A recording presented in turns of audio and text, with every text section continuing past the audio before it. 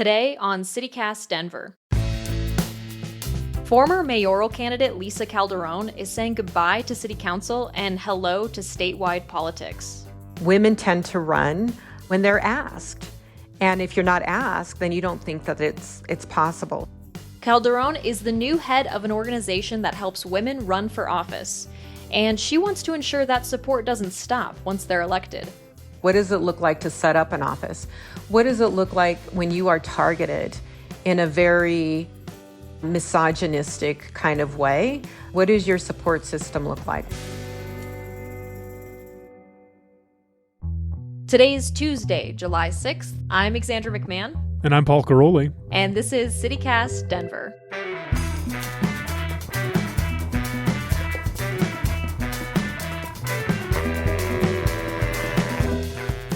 How about some news? It's going to be a pretty decent day out there with a high of 83 and a slight chance of thunderstorms. You know what's worse than holiday traffic? Muddy holiday traffic. I-70 continues to be a problem when it comes to mudslides. The highway was shut down for the second weekend in a row through the Grizzly Creek burn scar in Glenwood Canyon. CDOT crews worked hard to remove the mud as quickly as possible, and traffic slowly started to move again on Sunday. But the mudslides don't seem to be going anywhere, so maybe check the weather and road conditions before heading to the mountains. Also, holiday-related, the air quality. 4th of July fireworks are pretty and all, but they sure do put a lot of pollutants into the air and, cause wildfires, but we can talk about that another time. Denverite has a regularly updated guide to air quality on their website, and as of Monday, Denver's AQI was sitting at about 72. And if that number means nothing to you, that means the air quality is not unsafe, but definitely isn't fantastic. It's 2021, and the US has still never had a woman president. Currently, out of the 535 members of Congress, only 143 are women. That's 26%. And in case you didn't know, half the country is made up of women.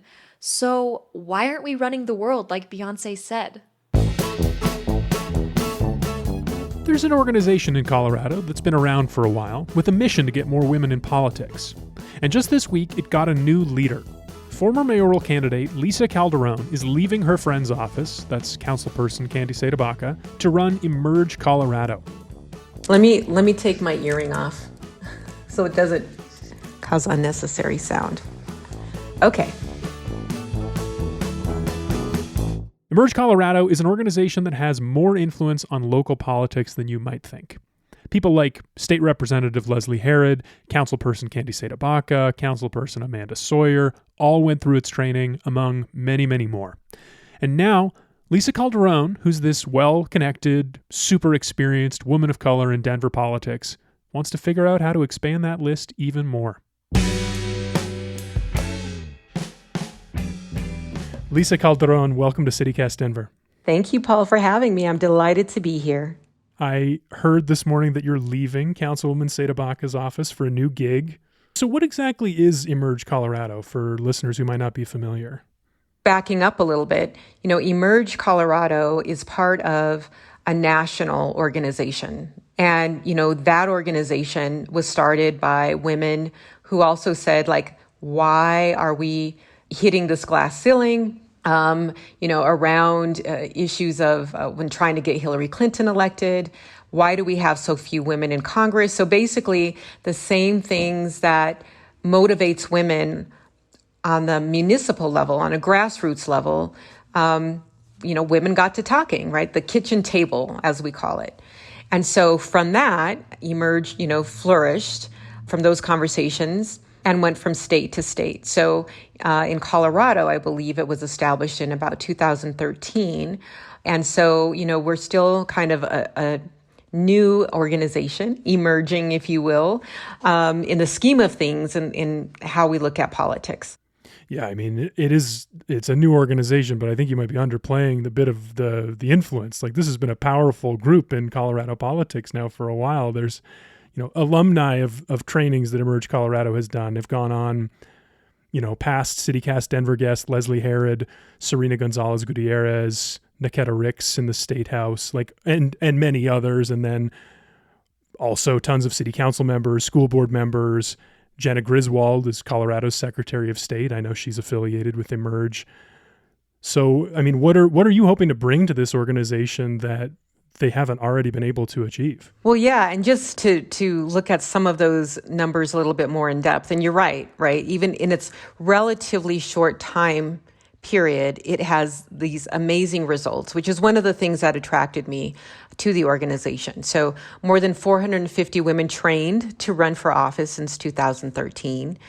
More than 50 alums currently serving in elected office across Colorado. A win rate of 90% since 2013. They also have a strong record of diversity, with 45% of alumna being women of color, 35% LGBTQ. So, given all of that, you're right. They're doing pretty well. So what do I bring to the table considering that? And I think part of it is around expanding and building on where they've been, but also centering women of color and marginalized voices more than ever before. And I think that they realized that, with the increased consciousness around racial equity, along with gender equity, a real embracing of the intersections, that's part of the perspective that I bring as an Afro-Latina who, came up from poverty and organized in my community with my activist mother as a way of survival. And so I think that the nexus there is that we want to be able to have a lot more women running around those issues that are close to them for their families or their communities. And we know that women tend to run when they're asked. And if you're not asked, then you don't think that it's possible. So I plan on asking a lot of women. I plan on traveling around the state and getting those perspectives. And I think that there is a fair critique that women of color, while the numbers look great, still need something more when you run for office. And I could certainly attest to that running for office for mayor as the first woman of color mayor. And it was different than for a white candidate. Yeah, tell me about that. Are there any specifics that you throw out to help someone understand that? Yeah, so a lot of the kind of fundraising frameworks, a lot of the messaging, a lot of the political strategists don't look like me. And the model that we use often is, well, to be quite frank, they ran us like white men. And so when we're making pitches for money, that doesn't quite work, right? We're not going to be able to, call up folks with deep pockets of wealth when we've come from generations of struggle, economic struggle, racial struggle, etc. So we have to think of new ways in which we raise money. At one point, one of my funders asked me to call people in California to raise money, millionaires in California. And so I would call and they would answer and basically say, well, why are you calling me from Colorado? And I'm like, because this guy told me to. I mean, it wasn't the best answer, but I just Run for office here. Instead of looking at the strengths within our community, we've got a lot of community capital by the time we run for office. And instead of really tapping into that, I think we saw this from the Bernie Sanders campaign, right? A lot of small donations coming in together and coming in consistently, that it has a lot of appeal. So of course, I'm not going to turn down any large donations, but it's just one example of how, as a woman of color, that way of raising money disconnected from my community wasn't very helpful. So how does this program work? Is it a training? Is it a networking? What is it? Yeah, so it's both. But I think what makes Emerge different is that it is a 1 week a month for 6 months comprehensive training, and it offers a variety of topics from public speaking, fundraising, media and messaging, campaign strategy, labor and endorsements, technology, cultural competency, field operations, ethical leadership. So lots of different things over a 100 hours of getting together over the course of the 6 months. And because of the pandemic, it had been virtual. So I really look forward to bringing people together again, in person so that we can have that connection. And it's something that I missed being an organizer and also being on the campaign trail. Because I'm an academic also by training, I want to assess which of those components are working really well and which of those do we maybe need to shore up a bit or maybe replace with something else. I don't know yet because I've never gone through the training. So, in a nutshell, that's how it works. And then people apply to be part of the program and then get selected.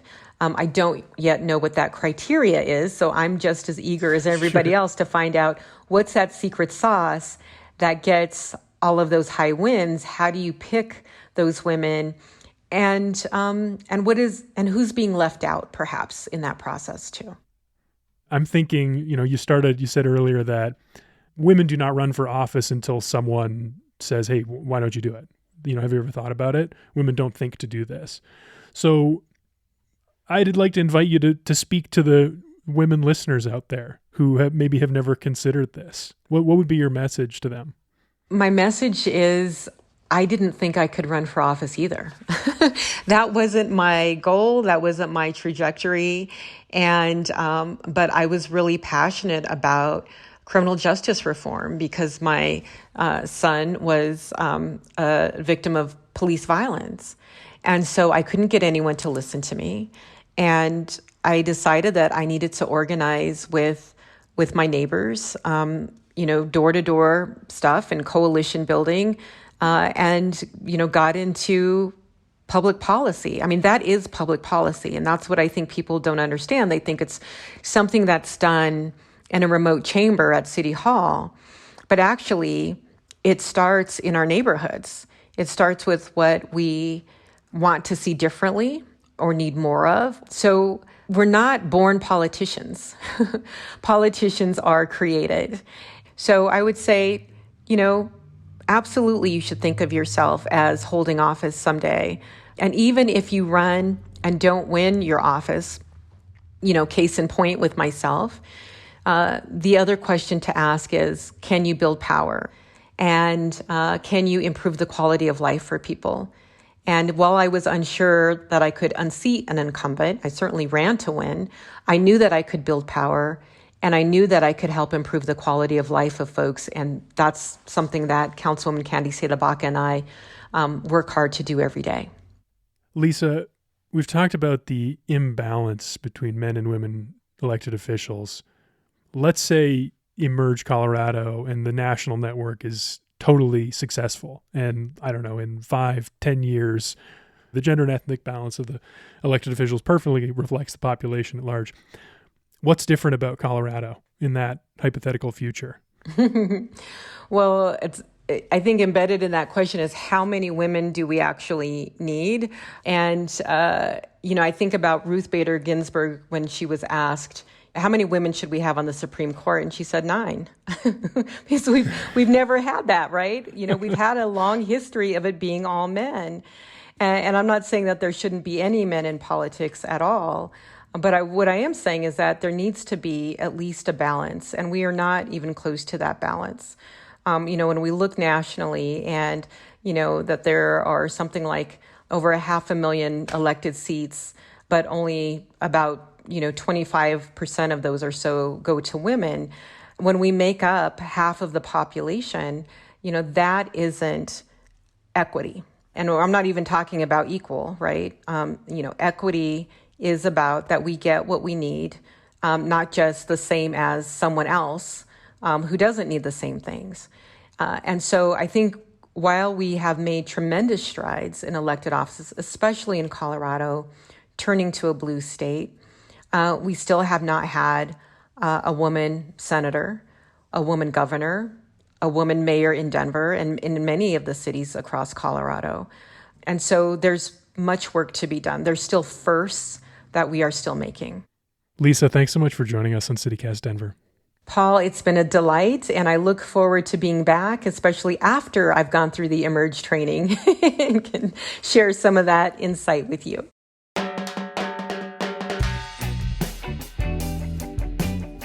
That's all for today here on CityCast Denver. If you enjoyed the show, why not take a minute to tell a friend about us? Rate the show wherever you get your podcasts and subscribe to our morning newsletter at denver.citycast.fm. We'll be back tomorrow morning with more news from around the city. And thanks for listening.